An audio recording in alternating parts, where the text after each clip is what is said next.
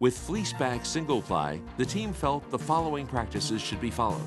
I'm going to kind of follow along the lines of, overlays. It's a good product that you can use without using a second separator sheet. You can go over uneven surfaces with it. Keep the asphalt off the membrane if you're attaching it with hot asphalt. I would say with any single ply system, pay attention to the laps. Broom or roll the membrane to assure proper adhesion. Storage, keeping the rolls dry.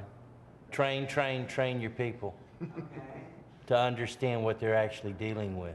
A tip for the application of bonding adhesive is that the bonding adhesive should be dry to the touch so that you do not appear to leave fingerprints, and still be tacky enough that you feel a pullback before you place the sheet. A tip and trick for cutting straight lines lengthwise of a fleece back membrane include measuring out the width for a flashing.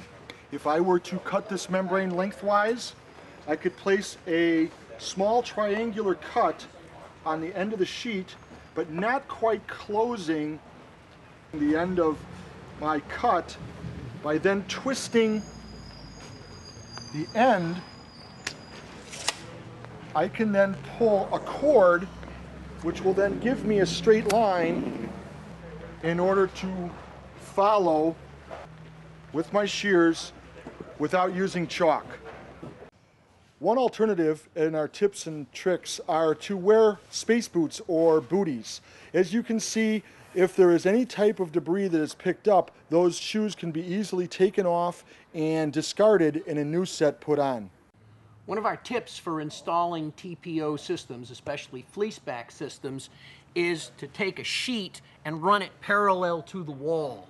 This allows you to turn it up in the wall, fastening it against the wall, and you come down here and the field membrane ties in at this level.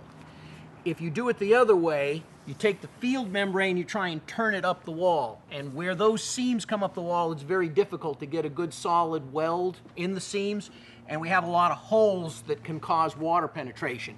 This eliminates that problem and makes for a nice looking roof that's much more reliable and watertight.